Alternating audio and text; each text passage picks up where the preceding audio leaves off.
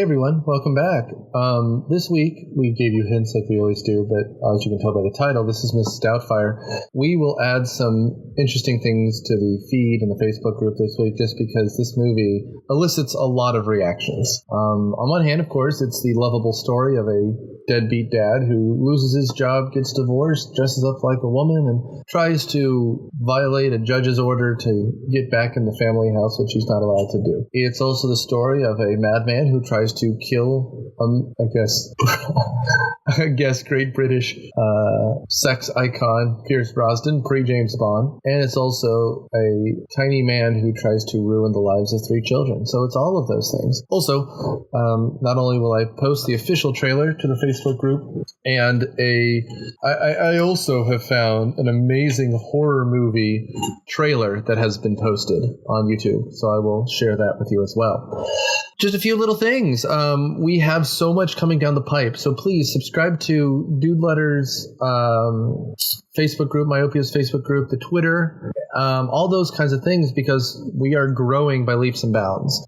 If you're not listening to our sister show, listen to Geekly Oddcast, and just exciting things coming along the lines. Hopefully things that I'll be able to share with you more specifically next week. Additionally,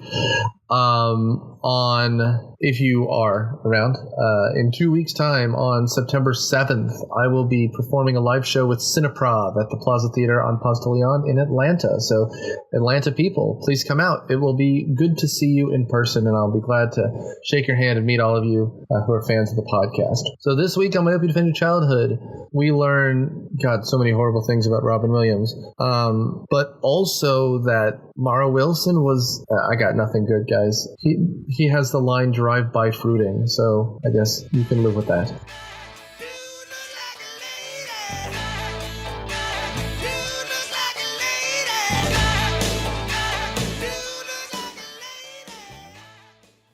Hey guys, are you looking for a new podcast to listen to? Something a little on the geeky side, but lots and lots of fun with some crazy dudes? Well, have I got something for you. It's called the Vitamin Geek Podcast. I'm the host, Corey Keelan, and I'm here with my friends Eric Williams. What's up? Patrick Sykes. Greetings, everyone. And Michael Zippy Miller. Hey there.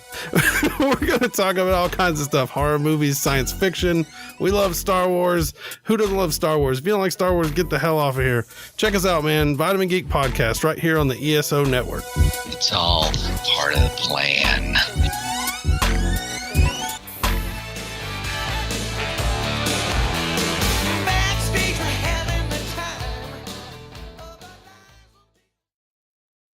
Welcome to Myopia Defend Your Childhood. This week, we watched 1993, I think, Mrs. Doubtfire, everyone's favorite prequel to Death to Smoochie. I'm Nic Hoffmann, editor-in-chief of Dude Letter and host of Myopia Defend Your Childhood. And on panel this week, we have...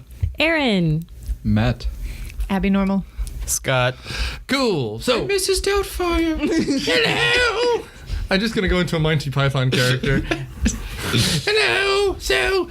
this season, we really haven't been doing defending the same way, but this is one of my suggestions for an episode because I remember this movie, and then I remember thinking about this movie and thinking it's a really creepy idea for a movie, and then we did this movie, and we agreed it's kind of a creepy idea for a movie. So, yeah.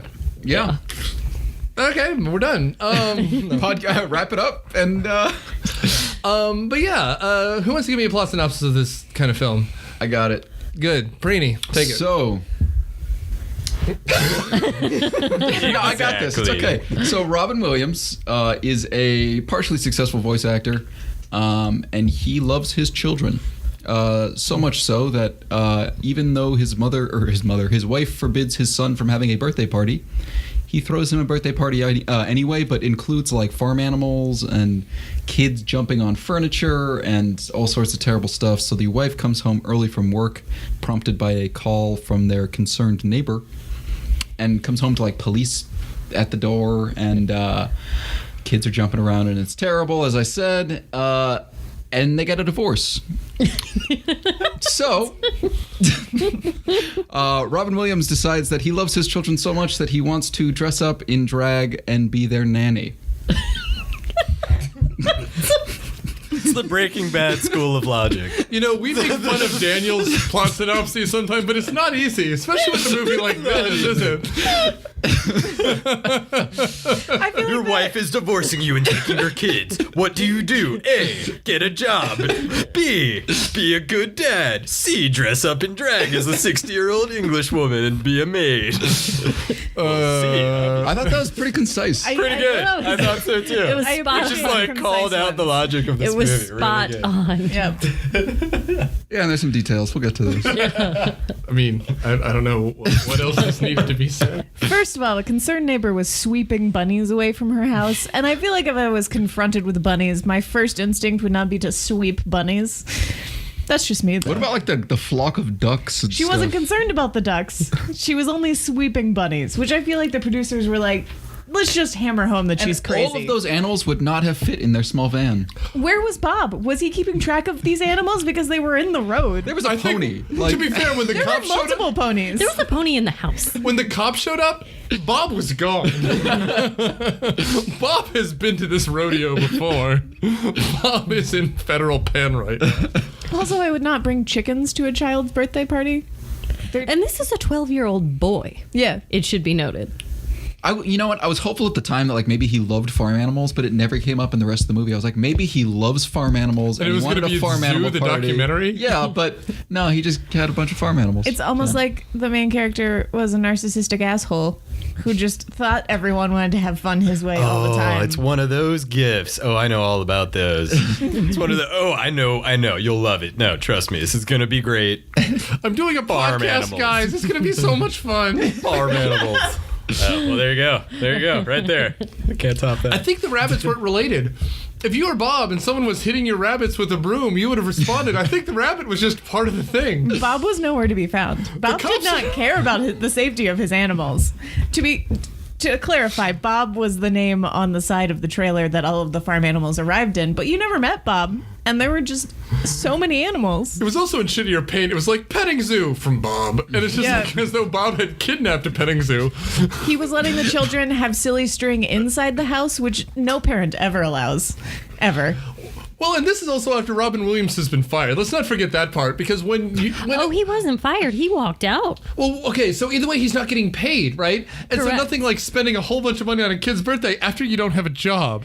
Well, yeah. and in that way, it's a really good setup for just how irresponsible Robin Williams and is. what did his daughter say? He was like, "Oh, Dad, why are you here so early? Did you lose your job Again. Wah, wah. And to be fair, or to be clear, he is, I guess, Mel blanking this and doing every voice in this cartoon, which has already been animated, right? Like he's doing it to the animatic. And he decides to have this political message about why kids shouldn't smoke, and the whole room is smoking, right? And so they fire him, or they said, we're not changing it. Yeah. And so he walks off. Yeah. And the guy says, if you leave, you're fired. So he's assumed he's without a job. He picks him up for work on his kid's birthday and then hires a petting zoo within hours. An emergency service. Assumedly on his wife's dime. Because he doesn't have a job. Exactly. But this thing about the cigarettes, he goes very anti-smoking and ruffles the feathers. And this is the only scene really where he's got like likable moral stance. The only one where he's right at all. Yeah. Yeah. You're like, yeah, I could get behind this guy. And it's almost like they wrote that scene. And they're like, okay, it's Robin Williams. We gave him one moral scene. You're good, right? The audience has got this. It's script writing. It's saving the cat. You're behind this guy now. But it's just stupid. We spent most of the movie going, no, the wife is right. Like, Yeah. Yeah. So this is directed by Chris Columbus, who, if you don't know, he directed the first Harry Potter movie. He does a lot of Christmas movies. Like, they hate Sally Fields in this. I don't know what, So, he has 3 kids. She kills dreams by going to work for corporate America or something. She's holding this family together. And he goes on a rant at her about how she didn't used to work all the time and it's work that's making her mad at him, and she would be so much better if they went on a vacation. It's great there. She's great. I mean, again, and then she makes the point, which is true. If you didn't keep getting fired, I wouldn't have to work all the time. Yes. Yeah. This is 100% Robin Williams' fault. It's so funny that the movie wants him to be the hero because he's not. And I want to make it clear, and my wife watched it with us. She's like, I'm always the person who likes the movie that we hate. Robin Williams is perfectly charming in this. But until the third act, which we'll get to. But it's just. But yeah, that's the kind of the running theme in this movie is here's a very likable actor doing very silly things, but the character is really not likable. If you just wrote it out on paper, wrote out the characters, you'd be like, man, the husband's this wacko. He's clinically insane. Yeah, he's a total nutcase. It's almost like they expected you to be like, oh, the father's trying to stay around. Oh, this is a good man. And then just take everything else in stride. Well, it's so funny that the kids don't matter in this movie almost at all. Like, they're like foil. I mean, and this is the guy who directed Home Alone and Home Alone 2. His first movie was Adventures in Babysitting, for Christ's sake. Like, he knows how to deal with kids, and they're not a part of this at all. It's like he knew a guy who had gone through a divorce and then met their kids once and looked up all of the stereotypes of what it is to be a kid going through your parents' divorce, and then was like, all right, you get one, you get the other, you get the third one. Now act that out. I'm going to go further. I think he was the one who went through the divorce and said, the dad is right. The woman is a bitch. Like, because that's the only thing I can figure, because Sally Fields and the new boyfriend, who we'll get to, Pierce Brosnan. Oh, baby. I mean, yeah, he's great. But he's also someone who honestly loves the kids. He's doing a great job, and he's nothing but polite and kind to Mrs. Doubtfire, who's being a bitch to him. Yep. Yeah. And yet, they're all the bad guys. Robin Williams is somehow the hero, and Pierce Brosnan is written out of this movie like an Oxford comma. So, the next thing we get effectively is a court scene where they have a brutal drag-out fight in front of these poor kids. He goes, look, we should go on vacation, like you said, go. We still have something in common. We still love each other. And her response is silence. Yeah. And he goes, we love each other. More silence. Like, it's... And there is a part... Well, okay, we'll get to that. But I mean, you're absolutely right. First of all, Sally Fields might be the best character in this, because Robin Williams is just Robin Williams being Robin Williams. And you can tell that, I think... I mean, Scott, you can get to your bit here in a second, but this is a very improv movie, and there's years worth of footage somewhere. But from here we go to a courtroom, and the judge essentially says, look, you have 90 days to prove you can be an adult with a house and a job, because until you can prove that, you don't even, like, you get to see your kids one day a week. That's it. That's the inciting incident, so to speak. And so he gets a shitty apartment and decides that he's going to fake it, I guess. He does get a shitty shipping film job. So he has a real job. So he decides to go the extra mile. And when his wife comes an hour early after dropping his kids off an hour late, he's like, oh, you're putting out an ad for a nanny. Just let me watch the kids. And she's like, I'll think about it. And then proceeds to try and hire a nanny like any sane person would do. And he's like, let me switch the numbers on the ad so that I'm the only one calling you. Yeah. He waits, a week to just completely melt down. Like, Yep. I mean, I get it sucks for him, but I mean, the first time he sees them, oh, that's it. You're here an hour early. That's it. I can't do this anymore. We're done here. I have to completely flip a switch, and I've got to become the housekeeper, and like it all just like flips in a week when like the judge is telling him, make it work for 3 months, and I'll be more lenient. Well, see, but like the thing is, like, just do what I told you to do. And well, I have to shout out to the judge in this movie, because I think he was really kind of the voice of reason in the beginning and then at the end. Yeah. He comes in and is like, hold on, I've got to be the voice of reason here. Like, you, sir, do not have your shit together. And he's right. He's totally right. And poor Sally Fields has been dealing with it for 14 years, so she's like, this is what life is like, right? Like, I just let him walk all over me continually? Yeah, but she's stuffy and in horrible pants, so we're supposed to hate her. Well, I mean, I was going to say, too, this is an improvised movie, a lot of it. The problem is we need an inciting incident. We need, like, him to have a job interview, and so he misses the kids or something, and then he loses privileges, which is why he has to do this. Exactly. Instead, he's just a baby man who can't be away. He had no patience to let this really, favorable verdict work in his favor. I already got the job. It should be said, the judge told him 90 days. That's 3 months. That he only had to put up with the situation as is for 3 months. Yeah. And he remedied the two things he asked him to do: get a job, get a place to live, be cool with the kids. Yes. That's it. There was no need for yes, exactly. Yeah. There was no need for the entire premise of this. But his apartment wasn't clean, and she said something about that. To be fair, everyone became better, including Robin Williams, because of Mrs. Doubtfire. So this is true. This is technically true. Yeah. We'll get to this. Like, there's drugs, whatever. So after what he does is he changes the phone numbers, so the people who are actually trying to call in for the ad are getting another number. So in order to make up for the lack of phone calls, Robin Williams makes a bunch of horrible stereotyped calls. You realize that the 90s were a very different time. Yes. His Arab character, his Indian character, his black character, his Latino character all call. The one where someone was in a cage and he had to get the hose? That was the southern. That was the Deep South one. Oh. Southern character. Obviously. That. We record this in Atlanta. We know all about that. Well, and I think this was example one of, especially with the writing of this movie, I really feel like they would just write a setup that we know that Robin Williams can go off on for a solid 5 minutes of film. And then we'll write another setup and let him go. And then we put him in a restaurant. Exactly. And film him for 25 hours continuously. Exactly. And I feel like this was the first of the series of that. It was, what would be funny? Okay, Robin, here's what we're going to do. I can see them doing this. Robin, here's what we're going to do. We change the phone number so nobody's calling. So you have to call and be horrible applicants. Go. And this is really his wheelhouse. This is what he does. Yep. And Robin Williams is very charming. He's beloved. And I really don't think this movie could have been made with anyone else. Well, but the thing is, other directors know how to say no to him. So this movie came out in 93. In 92 was Aladdin, Fern Gully, and Toys. Then this, and then he did some TV, then he was in Being Human, and then he did 9 months with the same director, and then Jumanji. All those had improvisation, but they're brief. This movie is 40% of him saying nothing that matters to the plot. Yeah.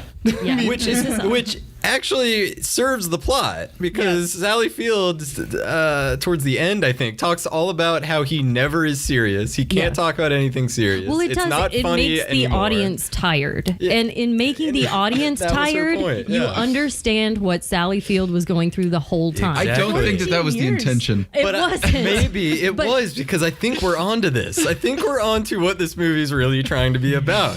Is how horrible and insane he is, and us just getting to see what drove her to need to divorce him. This movie is a movie for kids, and as a kid, I loved this movie, and I thought Robin Williams could go on for days and days doing the funny voices, and it was great. But yes, as an adult, and especially as a wife, I was sitting here going, "Oh my God, if my husband behaved this way, I would choke him out." Movies for kids. Just a warning, Scott. Yeah. Thanks. Movies for kids have to have something for adults, and so it has this really deep, insane divorce plot for adults, but for kids, it's just here's a bunch of funny voices and a cute little girl. My parents divorced when I was 3. No one showed me this movie ever, for a very good reason.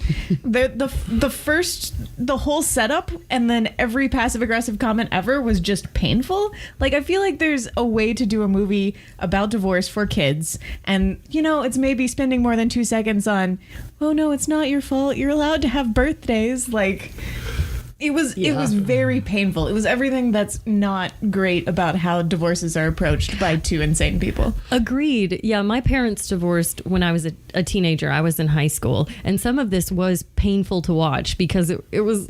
There were some PTSD moments, I'm not going to lie, like inappropriate things that my parents were very guilty of this, talking to your kids about the wrongs of your spouse. And that was all over this movie of, I'm going to talk shit about the other. Yeah, she's making jokes about complaining about him in front of the kids. Yeah. Like, if I had to send the kids out of the room every time I said something bad about him, I'd never see the kids again. But and all the kids are just like, the fuck? Everyone validates his, and no one laughs at hers. Poor Sally Fields is just let down by everyone in this movie. Well, and I mean, again, Pierce Brosnan. Pierce Brosnan is there for her. Pierce Yes, Brosnan he is the is. most charming, good dude who's ever existed in any movie. Pierce. He's so smooth. Well, but he's also he's also Pierce. kind. Like, they don't give him a character flaw, which is almost disconcerting. I was Yeah, hoping why that is when he was- single? when he was chatting at the pool with Dr. Toad or whatever the guy's name was.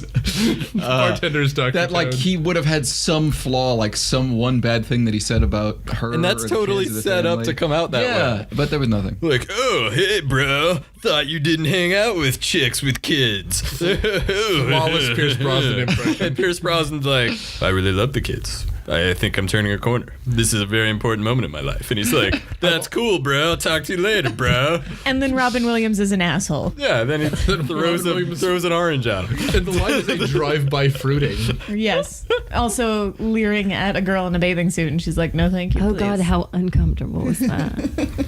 No more uncomfortable Exactly. than most of the movie. Exactly, though. Another scene in which you're like, man, this dude's a creep and a psycho. Yeah. So see, this is the adult plot. We all saw this as kids. The adults saw a It's completely kid's different movie. but the adults see a totally different This movie. is the first time I ever saw it. I will say it's jarring, the arguments they have. It's not even like, it's not even a thing where like the kids are trying to watch TV and you hear them arguing in the background, which is something like sitcoms do. They're just yelling in front of the kids and again, by the end, the director really wants Sally Fields to be the bad guy, and she's absolutely not. Robin Williams is a monster. Okay, so to move the plot ahead a little bit, eventually he settles on an English voice, a very kind of soft, again, it's almost a Monty Python, like, oh dearie, it's down here. A very kind of, oh yes, I'm very strict, but I'm trying to be helpful for the kids, kind of voice. And he goes to his brother, played by Harvey Fierstein. Harvey Fierstein agreed to do this movie, apparently, because Robin Williams did an impersonation of him on Johnny Carson, and Johnny was so charmed by it, that Harvey was so charmed by it, that they just agreed to be brother and because Robin Williams. Because Robin Williams. Because Robin Williams. But Harvey Fierstein is in this as a makeup guy because we can't signal gay hard enough in this movie. He even has, I think the line Aunt is Jack. Uncle Frank and Aunt Jack helped put together this old lady, which enters this second baffling scene, which is we have an old English lady that has already been approved for an appointment. So we go through 9 other costume changes because he just wants to riff. Again, yes. It's the second. We're gonna write this so we can just put you in makeup and go. And we forgot about the first, which is only a scene before this, where he visits the social services lady. That was the worst offender of like the clip show moment. That was literally cut after cut after cut of him doing. Because the judge says you have to get a job. So he goes to a unemployment office, I assume? Yeah. Slash social worker. He has a caseworker. It's the caseworker assigned to the custody stuff, and she's made an appointment for him at the unemployment office. And she goes, well, what do you do? He goes, I make voices. Cue montage. Yep. Okay, so Scott, think of, this is one of those where nothing is written that's funny. There's no jokes in this movie. There's Sally Field makes one joke and it's like horrific. That one, about I'll never see my kids again. If No, it's only horrific because he's in. Right. She No, said it to but him. It's not a bad joke. She says it in front of her kids. It's not a good joke to say in front of children. Yeah, that's what I mean. But there's no jokes written in this movie. This is a movie that's just here's the thing that happens, and then in parentheses, Robin Williams improv. And then here's a thing that happens, Robin improv. Here's another thing that happens, Robin improv. So anything that's actually gets any laughs is very clearly improvisation from Robin Williams. And how do you make a movie like that where the character doesn't have anything funny about them? Like there's nothing that like, it's not like The Big Lebowski where there's really no jokes. It's just these characters are hilarious, just being themselves. He has to do voices to be funny, and no one else in the movie is funny. Well, to your point, why it works in Aladdin is you can literally transform the genie into these people. So when he's doing Larry, Moe, and Curly from the Three Stooges, and so here he's just doing an Arab guy as Robin Williams smiling at the camera, and you're just kind of like, Exactly. So they have 2-3 cameras on Robin Williams in every shot because they're like, we're trying to make a Robin Williams family comedy here, and we have no comedy written out. There's nothing in the script. So we got to sit here for hours while dude does his thing, and the editor gets paid double for this, because this is a tough job. Anytime they were trying to do comedy that wasn't Robin Williams riffing, it was kind of slapstick or directly about him being in drag in like a not really great way. No. And one creepy bus driver, and I thought that was going to be a thing. I thought he was going to have to like deal with the creepy bus driver and like have a moment or something, but it was literally just, ooh, girl, you have hairy legs. I like Mediterraneans. But nobody's perfect. No. I mean, and I guess even more to Scott's point, like all these scenes, like that scene, the scene where he's doing in the costume, it doesn't add anything. What were you saying that the director said there was a PG rated? Yeah, because he improvised everything, and you could say whatever he wanted, and they would just edit it together. I think apparently Chris Columbus this is a PG-13 movie. I think when it came out, I think. I'll look. I think so. I'm actually trying to think why it would be PG-13. But the horrible arguing scenes. But he had like every type of version of this movie ready. Like there was a G version, a PG version, an R version, and an NC-17 version, because I mean there's a whole scene in the restaurant where he just goes off about euphemisms for sex and sexual diseases, and Lord knows where he took that on set, it's so, yeah.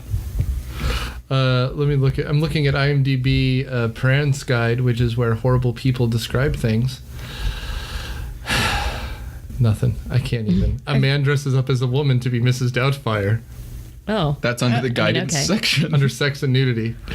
Well, I will say, especially as an adult, so we're getting into, he's already in costume now. He is the nanny. So he's doing we haven't gotten into some of his slapstick, like lighting his own boobs on fire and things like that. But I actually found myself watching these things and being like, kind of getting even more mad at him, being like, okay, so you can hold down 2 jobs and an apartment. Like, what have you been doing for the last 14 years? Especially when he's out playing soccer with his son. I'm like, yeah, where was that like for the past 14 years? Well, he was probably doing that. He was doing all the fun bits. He wasn't making them do their homework, which was where Mrs. Doubtfire stepped up. Well, because she didn't want to get fired. So he just didn't have enough spite and hatred in him for the past 14 years. That's the lesson of the movie.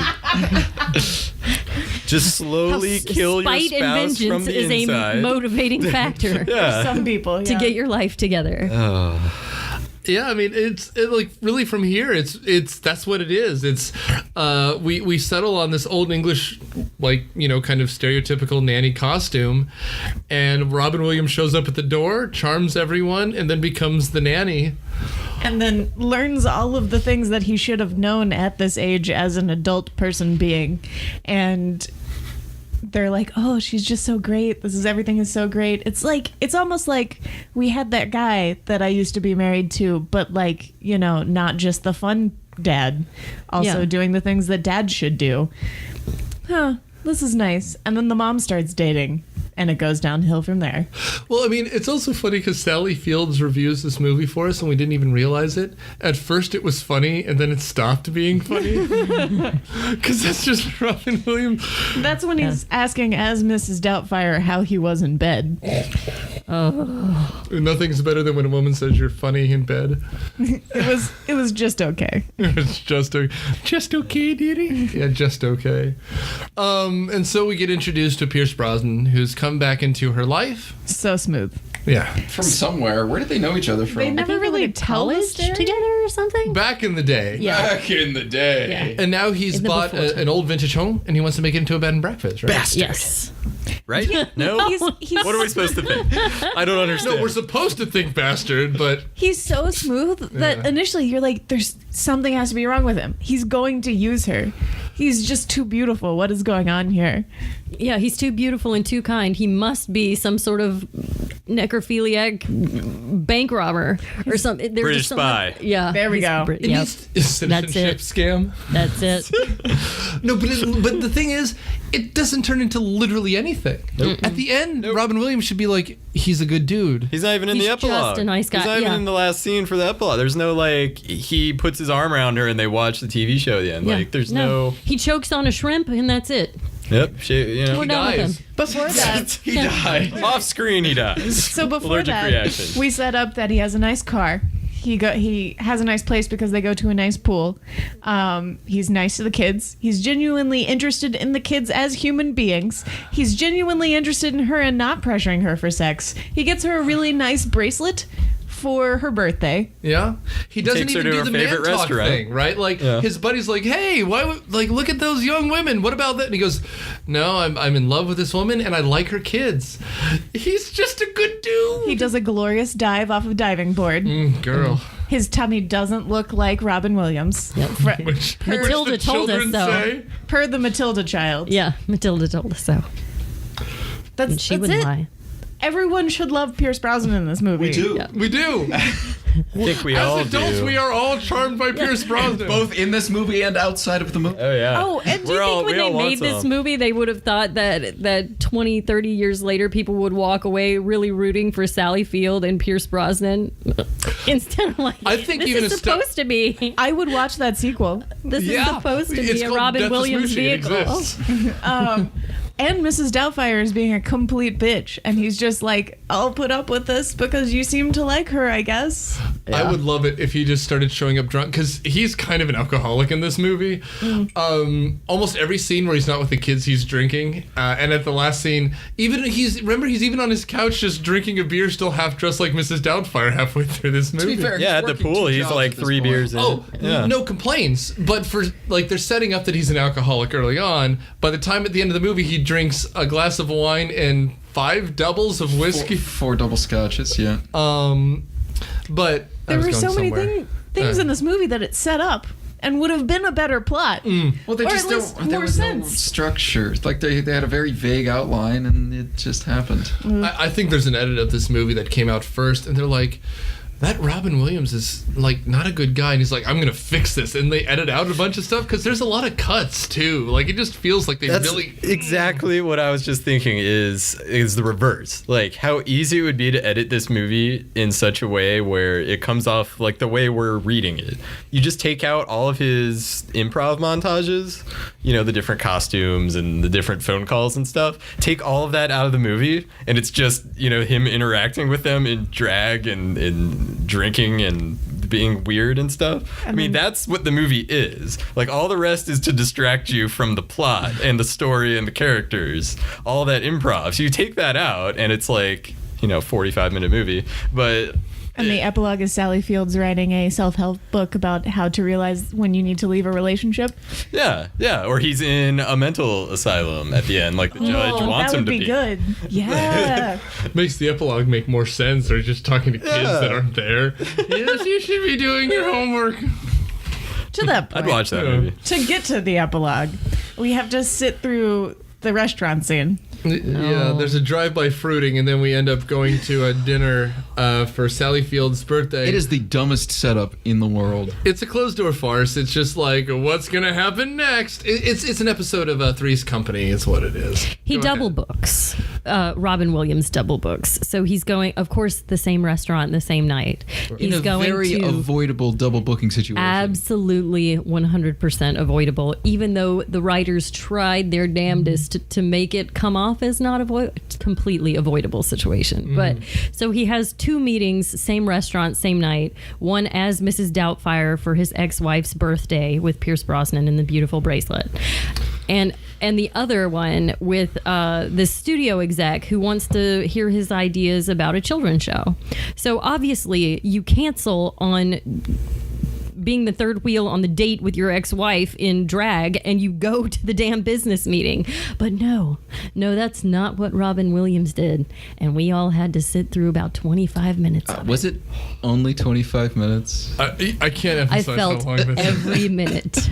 It's pertinent that he only got the sit down with the studio exec by goofing off at his job and being on a set that he should not have been on. Yeah. True. But he's Robin Williams, and he was riffing, so it happened. Yeah.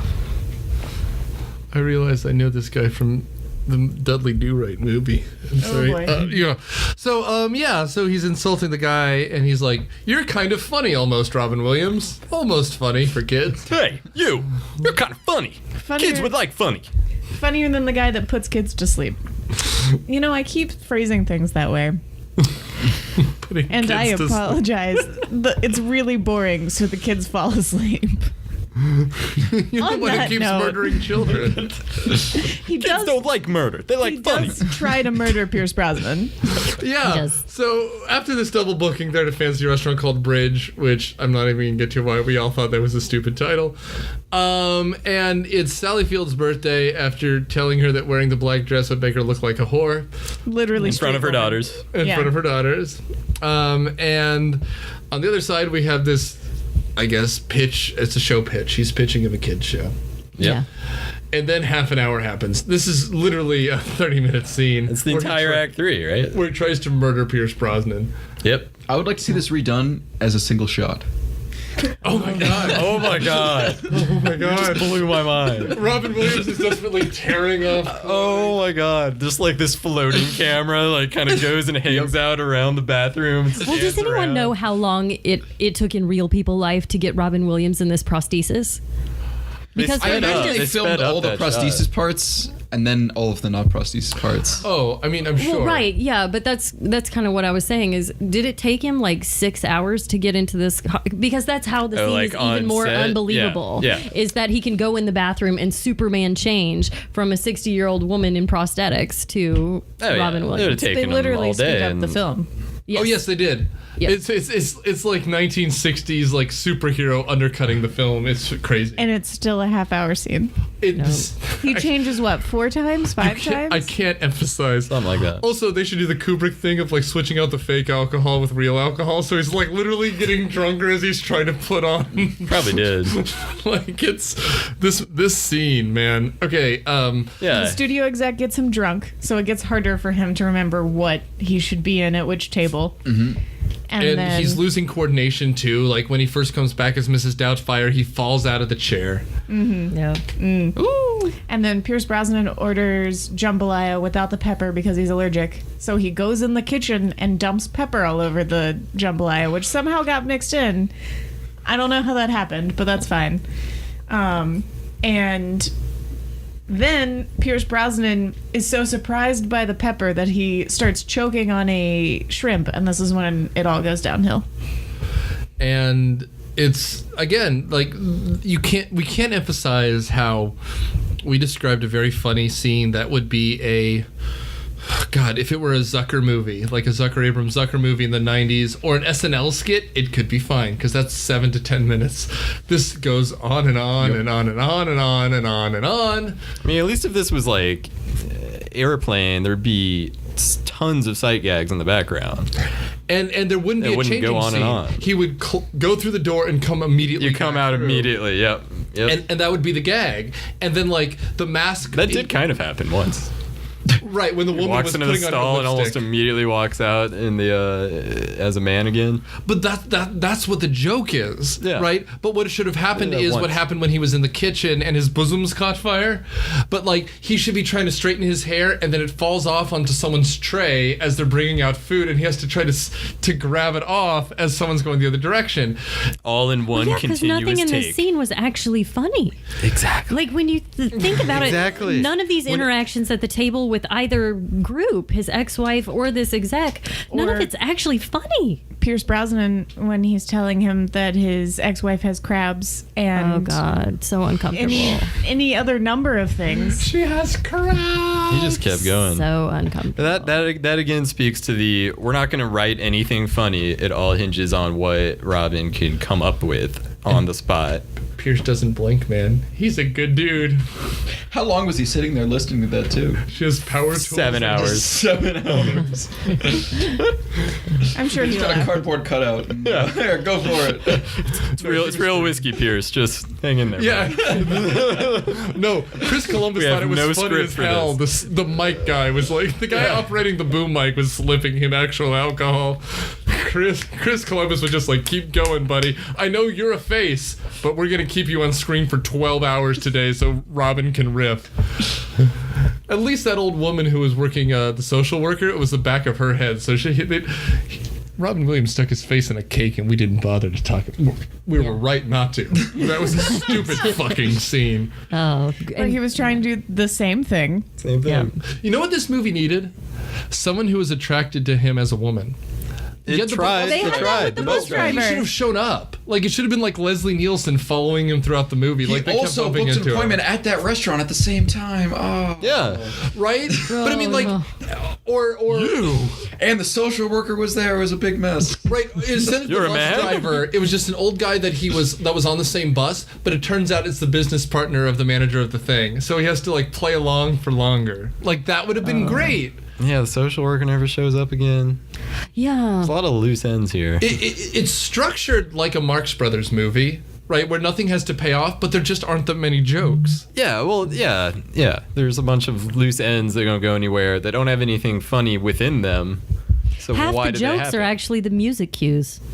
Oh, if there was a music. song that had a man becoming a woman or Papa doing something, it was there. Dude looks like a lady. Papa, Daddy's got a brand new bag. Walk like a man. God.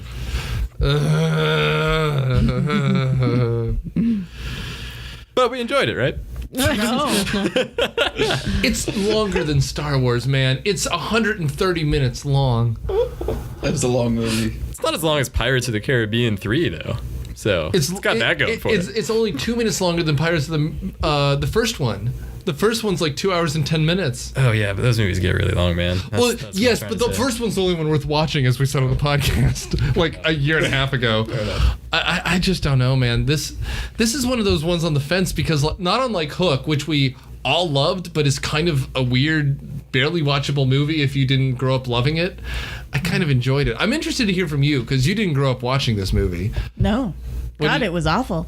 Good. You're not wrong. No. I'm really glad that I'm not glad that I watched it, but I'm glad that this is the only time that I have watched it. Oh, you never have to watch it again. I know. will say, America would disagree with you. This movie cost $25 million to make, $93. Was that entirely his salary? Oh, 100%. Because the year before this was Aladdin. They just threw money at him. All film costs. It made 215 in theaters alone, domestic only. That means it made back almost 10 times what it cost to make. That's a huge success for 1992. To be fair, I usually avoid dysfunctional family movies as a whole genre. Like if it's anything where like the family is in the plot synopsis, I'm like, I don't know about this. No, thank you, please. No, A, you're right, but B, the end of this is literally like, Dad wasn't so bad after all. The family can sort of get back together. Wink. So Pierce Brosnan starts choking on a shrimp because of Robin Williams. And Robin Williams is somehow the only person that could even contemplate doing the Heimlich maneuver while drunk, Mrs. Doubtfire is dressed as trained Mrs. Doubtfire. in CPR in the Heimlich maneuver, and they made a very clear part on the resume that Mrs. Thank Doubtfire God that could wasn't do the it. only thing she lied about. Can you imagine if she tried to save him and he died anyway? Maybe that's what happened. Maybe he died. We don't see him again. Yeah, no, I think he died. Oh no, he gives him like the fist bump before he leaves. Yeah, no, and Remember? then 'Cause he his- falls and Robin dies. Williams' face falls So off. before that, he jumps a counter like it's a hurdle in a track race. Yeah. And then No, that was not like a hurdle. He used his hands. It's a pommel horse. I'm so sorry. Could you say that into the mic? And No, I then starts giving the Heimlich maneuver to Pierce Brosnan multiple times incorrectly until they fall on the ground. His mask comes off and the shrimp shoots out.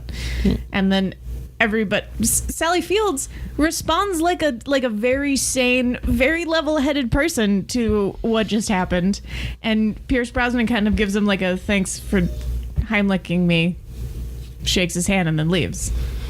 Pierce Brosnan is classy to the end of this movie. He is. He's like the most charming, level-headed, good dude. The only thing, like, the movie wants us to hate him so much because obviously he's moving in on the family, but also at one point he says that the real dad's a loser. Yeah. And that's it. That's the worst thing that he says. And he's totally correct. Or does. Also totally correct. Indeed. There's a movie joke that I kind of like, which is that when they first meet, Pierce Brosnan is doing his English accent, which I can't do because he's actually not English. And he goes to Mrs. Doubtfire and goes, what part of England are you from? And she makes up a town, kind of. And he goes, sure you are. Because he knows better. But of course, he's also not English, and he's doing a fake English accent. Which I thought was kind of funny. I mean, he gets it. At the end, he gets it. He just kind of goes, all right, man, I'll see you later. He's just, he's a good dude. You're going through some shit, man. I got you. You're fine. Thanks for saving my life. You're going through some shit. Thanks for saving my life. And it also should be said that after this, we just sort of cut ahead to the future, and he suffers no repercussions other than in the court. Again, the judge is the only one who seems to have any sense of just how off base this behavior is. But he doesn't suffer any repercussions in that. He doesn't lose his job. In fact, he actually gets the job doing the children's show. He doesn't actually lose his family because his wife kind of comes around and is like, the kids really do need you. There are no consequences here for this behavior, which it's a comedy, so I don't know. Maybe there shouldn't be, but it is one of those things that you imagine that, for instance, if you are this person who runs the head of a television program, if you see some guy that you're interviewing show up in drag and half his face falls off in the restaurant and you have no idea what the hell's going on, you would imagine that this is the person he covers for himself. Like Robin Williams is like, I came to show you the character. Method acting, yo. Ugh. Method acting. Look how freaking committed he is to this role. 2 months he had them fooled.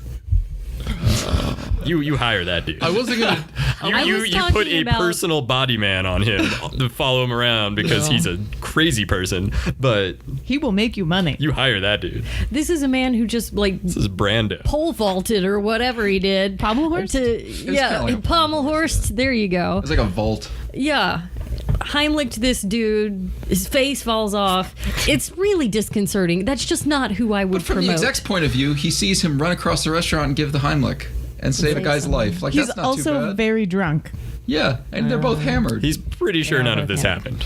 He's I wasn't dreamed the gonna whole do that. thing. But from a script writing perspective, what he literally did is he had to combine his man trying to get a job to a nanny who's dressed like a woman at a restaurant called Bridges, as he's trying to bridge his two characters, and then as the mask falls off, he becomes an adult.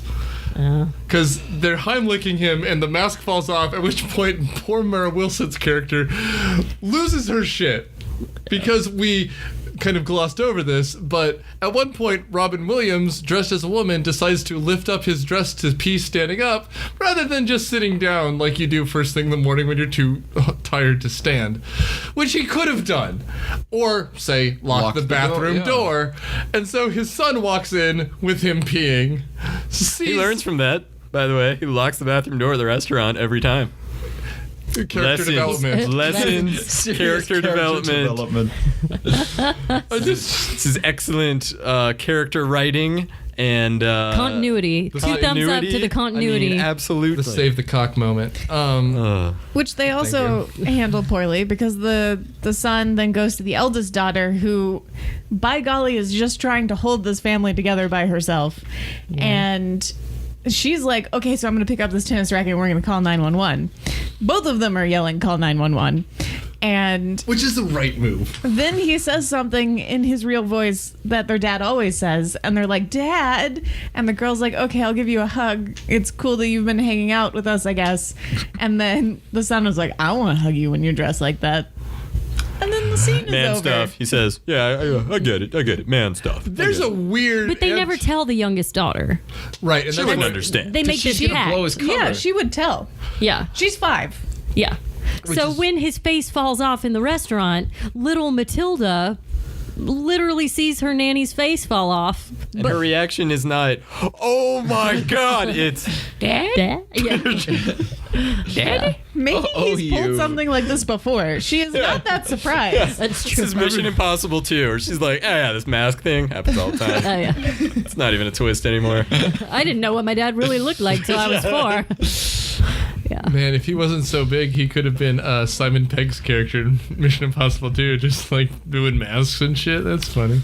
Yeah. And it's so sad though, because I love this movie growing up, and I still love Robin Williams. Like, a huge part of my childhood heart is Robin Williams, and I'm sad. It's I'm funny. saddened by Like this movie, what kills it for me is how long it is. Because if you cut down all of the scenes of him riffing a little bit, Yeah. it's okay. But it's really very long. And that last scene, they thought it was comedy gold, man, because they didn't cut anything out. I can't wrap my mind, like, because at one point his teeth fall out because he's drunk, and Pierce Brosnan, being better than the rest of us, uses his own spoon to help her fish it out, man. Like. Yeah. God, this movie. There's no one is redeemed at the end, because even the people who are like okay back down to Robin Williams evil. The judge is good at judging. He does say, yeah, so you fooled your family for 2 months and then gave me this nice speech, but you seem to be a really great actor. So no, you get supervised visitation for 1 day a and week. Psychiatric The voice care. of reason in this whole movie. Yeah. I can't even, man. Because the other thing about this is he should learn a lesson, but he doesn't. Like, he makes Sally Fields apologize to him For not saying anything for him when the judge ruled this visitation. And Yeah, that's bad. like, are you going to argue back with the judge when he's like, so I gave you 2 things to do? Just 2. That's all you had to do for 90 days. I basically asked you to adult. And you ended up cooking meth and killing cartel leaders, and my God, what's wrong with you, sir? Just wait like a week. Sorry, I'm getting my logics mixed up here. I mean, but like, again, I think he died or something. Like, this is all in his head. He's just like, and then you can take the kids back. Like, he's just in a coke den somewhere. It's out of his head. Like, because none of this makes sense. This is the weirdest fantasy logic I've ever seen. I just had the In this craziest movie's dream. defense, though, is this premise that far off from a lot of children's movies that we've been given that are live action? Like Freaky Friday, where you literally change bodies with your mom. Yeah, but the idea is to learn what the kids are feeling, not to get your kids back, man. Yeah. But like, okay. But they leave a lot on the table. Like, this movie would be totally fine in that realm if they had ruined Pierce Brosnan's character at the bar. Oh, he's just a dick. He's trying to use her. Okay, cool. Now he's out. Like, we don't have to care about him. He's terrible. And something about Sally Field that made us conflicted about taking her side. Just anything at all. Or any sort Like, of... he's really not a bad guy. She's overreacting. Something where you're like, oh, that's who we're supposed to pull for. But this, you're being told to pull for the wrong person. any sort of like lighthearted comedy or whimsicalness to the rest of the movie. Oh, well, yeah, that too. That would help. Instead, it's just weird. Just very there's weird. A lot of weird. Yeah, this is a movie that But I sort of got the and this is a weird pull, I know it is, but I sort of got the Lion King vibe, you know, where Simba goes through that real douchebag period. It's just that this whole movie, Robin Williams is in his douchebag period. Well, but like he never comes. He's like 30, not like a teenager. Yeah. He's also not 30. 40? I don't know. He also doesn't learn anything. Yeah. Simba learns something. Simba learns and comes back. And he learns how to cook. And how to cook. He actually learns a lot of things. He becomes a functioning adult. He does clean up his apartment. Kids need rules. Yeah. He actually learns a lot. Maybe he was kind of a dick. Just not in the moral grand scheme of things. But again, I think maybe he learns a lot as a father, but definitely not as a husband, because the argument they get into at the end is he's just as far off base. Yeah, and there's no. I mean, I guess that is kind of the setup. He never makes it a point of I'm gonna win her back. He makes it always the point is I need to be with my kids. It's never about winning her back. It's always about being with the kids. But it is also about it's about derailing her. In the end, does he really win her Yes, back? destroy her.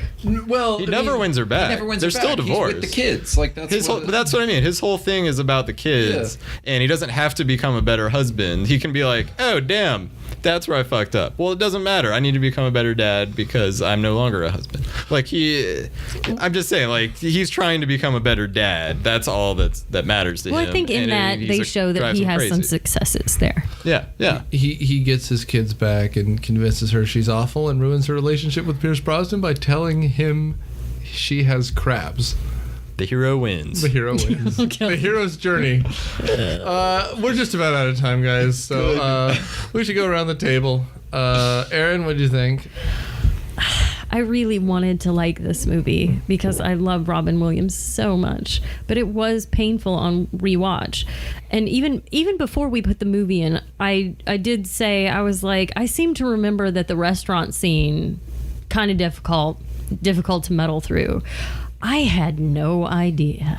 I mean, if I felt that way 15 years ago or however long it was since I last watched this movie, it just became impossible. I think Nick is correct. Some cuts in the editing room would have really benefited this movie. Just a couple little plot changes really would have made Robin Williams a better guy. I don't like thinking of Robin Williams as not a good guy. No, because he's amazing. He's wonderful and much love to him. But if you're going to if you need some Robin Williams in your life, I would suggest maybe not revisiting this particular one. Fair. Matt. This is really a slog. Yeah. Somewhere in here with like some changes, there could have been a movie. What we got was a very long clip show of like nothing. If they had like all dropped acid in the beginning and like some weirder stuff happened, like that would have been a movie. But as is, there was no acid, and we got a very long nothing. Long nothing. Like with yeah, like some got bits. a long improv reel. Yeah. Abby? This was just painful. I would watch Bedknobs and Broomsticks again. Whoa now. Before I would watch this again. Let's not go crazy here. I'm not saying we're going to watch either of them ever again. I'm pretty sure that was like 5 hours long. It was 3 hours. For some reason, we watched the uncut version. And I was the only one at the table going, no, that was not an enjoyable watch. Everyone else was like, but I loved it as a kid. I was not saying that. I sobered up. It was very You long. abandoned me. That's because everyone wanted to be on that one. Like, oh, I'm backing out of this. And Kelly and John, and they were all like, it's still amazing. And I was like, so brainwashing. I forgot the name of the song. I was going to start singing. No, something do not. Road. Please do not. Oh, what was it? I was going to say Acapella Road. There was like It's so close to Portobello Road. Portobello Road. There's like a 20-minute dance scene. And it was just all the different. Soccer. Yeah. That was better than this. I was so drunk, I woke up halfway through that movie. I remember that. Oh, you missed the first part? You No, I saw the beginning and then fell asleep, and then there was magic. Oh and my god. That's what this movie needed. It needed some magic. Anything to lighten it. It was just painful. Thank you, Scotty boy. I think you gotta move on. This is one of those movies that's exactly why we do this podcast. It's I remember this as a child being very entertained. Even like Nick said, I mean, I looked this up while we were talking. This is in the top 100 highest grossing domestic films of all time when you adjust for inflation. It's like $480 million or something stupid. Why do you guys break my heart like this? And so People like crap. So I don't even. It's not even like not everyone was a kid in 1993. I was, but not $480 million worth of people were. So $480 million. I didn't have any money. So it depends on what you value a human life to be. I mean, are you like piecemealing organs or? Yeah, depends. But anyway, Getting into Alex Jones that's a totally different podcast. That's where this movie takes you. We just watched The Thing, and I don't know. We could really get into it. So I don't know if that speaks more to like. Because it's not a kid's movie. It's just not a kid's movie. So I guess it speaks more to just Robin Williams could do no wrong at the time, and he just come off Aladdin, and everyone wanted to hear him do his voices again. So, I haven't watched this movie in full in probably a decade or so. I've seen it multiple times and never thought of it the way we're talking about it, that I've been talking about it tonight. I don't know why, but absolutely this became like I just saw it through different eyes for once instead of, oh good, Robin Williams is on TV. It's, wow, there's not a movie here. This is just terrible. If you took the improv out, there's nothing here. They didn't write anything. It's not enjoyable. It's not a comedy. It's just a vehicle for the improv. And, go watch the trailer. That's got all the best bits. And that's pretty much all I can say about it. I was disappointed to not see it the way I saw it, 25 years ago, but oh well. I'm so sorry, Scott. I feel you've ruined the Miller household. But no, I mean, it's going to be all tears in the Miller household. That's what this is. I mean, that's what myopia literally is. This is what you do to us. Do the mom and the daughter ever talk about anything that isn't the dead? Does the divorce count as talking about the dead? Other than fighting about kind of homework, which is part of the same conversation? Not really. Well, so they fight about homework. Does anyone talk about anything in this movie? But, I mean, to be fair, though... I'm just looking for Bechdel test, Matt. Well, okay. It's my job. It's my niche. Just to poke on you, does it matter if it's the father instead of another man? Is it because if it's family stuff, is it the same kind of thing? I think it just has to be It's supposed to be two women talking to each other about not a man. Yeah. But I mean, is it? I always assume that it was family man because of a relationship, yeah. Look how cute he is, or friend. I'm just picking. Even then, if Money, Penny, and M are talking about James Bond doing James Bond things, they're still just talking about Money a man. Penny's in love with Bond. Okay, all right, we're nitpicking here. So no, I'm just asking. That's why I'm. Regardless, I think homework would count, but the fact that I'm getting to the point where I'm like, did they have a 2-sentence exchange about homework is saying something. Mike, okay. I feel like we hit the same question. Okay. Well, actually, maybe not. At the end, they're all cooking dinner together, and they're trying to get dinner done. And she said, I miss Mrs. Doubtfire. Yeah, and see, that's a weird one, because Mrs. Doubtfire doesn't identify as a woman, and is a man in drag. I was going to ask you, does anyone other than Robin Williams say 2 consecutive sentences in this movie? They do. Does anyone else matter? Is this all a fever dream? Is this Jacob's Ladder and he's died and he's the only one with lines in his own play? Would this be the easiest horror trailer to put together? I mean, is there an easier movie where you could just this is cool? I mean, the pie face, what's scarier? I'm doing a meringue mask right now. Yeah, just put Bane voice on, doing Invasion of the Body Snatchers, just a bunch of screaming faces pointing at it. See, I want to discount anything that's Mrs. Doubtfire because it's a guy in drag as a means to an end. Unless they don't know about him. And he it's not treated well. It's not treated with respect at all. That's true. I mean, because the Bechdel test is about the filmmaker, not the film. Yeah, no, it's all awful. It's really just a mediocre test for representation of women. And technically there are 2 female characters that get multiple lines in this movie. So... Well, no, Chris Columbus is awful about it. Somehow in the first 2 Harry Potters, I don't think they passed the Bechdel test, even though there's female main characters everywhere throughout that movie. Just so sad now. I mean, just for my final thought. I was thinking about it because I was like, oh, well, there's the scene with the social worker, but it's with Mrs. Doubtfire. So she thinks she's communicating with a woman, but again, she's not. So there's the scene with the dresses. Whoa, no, let's not. But that's about a date. Let's not get into this. Right. This is dangerous territory. Well, because that's what the judge said. It's all about a bad lifestyle, and that's kind of awkward. Yeah. I guess my final thoughts are, until the 3rd act, it's a passable, awkward kind of closed-door farce comedy. But all the scenes last too long, even the funny ones. And there are moments we all laugh. He's doing, his racist impressions, which were okay for the 90s, I guess, 25 years ago. Yeah. There were definitely some things that felt dated. Then he did his impersonation of a hot dog. Which was it was very good. Yeah. And he holds it for 4 seconds, and then the woman doesn't laugh, and he goes, some people find me funny. And I've said that. And it turns out not to be true there either. At the end, there are parts of me that are still charmed by bits of this movie, but God, it's long. It's longer than I remembered. And again, maybe there's a TBS edit of it that's 90 minutes, which would make it okay, but just 2 hours and 5 minutes of this, and the 45-minute last scene. I think without hyperbole, it's about 30 minutes. So what I was comparing this to was if you took the last scene from Thunderball and they were all in clown costumes, that was the end of this movie. So Octopussy meets Thunderball. Yeah. I just can't even. And again, all the good people are bad. Like, Sally Fields is a good mom throughout. Pierce Brosnan is a good boyfriend for a divorcee. He's good to the kids, he's charming, and he has nothing bad to say about anyone. Even the dad, he's not that hard on.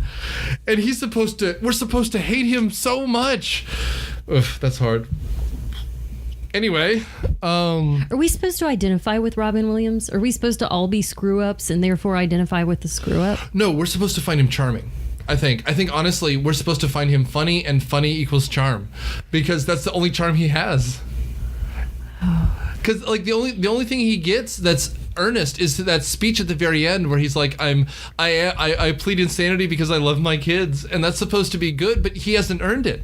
Yeah. Right? Like, you can't give a speech like that and not earn it. Well, and if he had shown other signs of redemption other than him cleaning up his life, like if he had talked to his wife in a good manner at the end of the movie, like, and shown that he actually improved as a person. But he acts like a child. He's still an asshole. He only looks good for the judge. Like, really. Ugh, God, this movie is frustrating because there's bits there that just doesn't come together. Anyway, so we're out of time. The next movie, so this is going to be a finagled one because I usually give you a hint.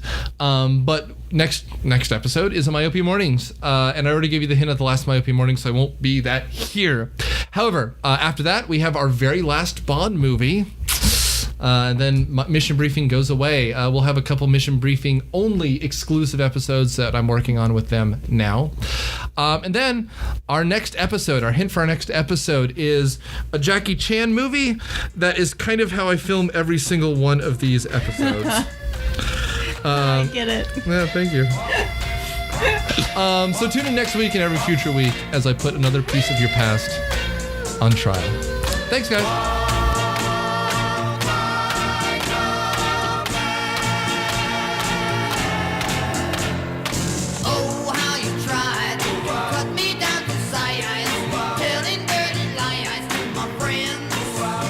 Myopia Defend Your Childhood is a production of Dude Letter Podcasting. It is produced by Nic Hoffmann. Our editors are Erin Greer, Candace Burns, and Nic Hoffmann. Our theme song is Caroline, performed by the Serenaders. Myopia Defend Your Childhood is a member of the ESO Network. Find us on Facebook and dudeletter.com.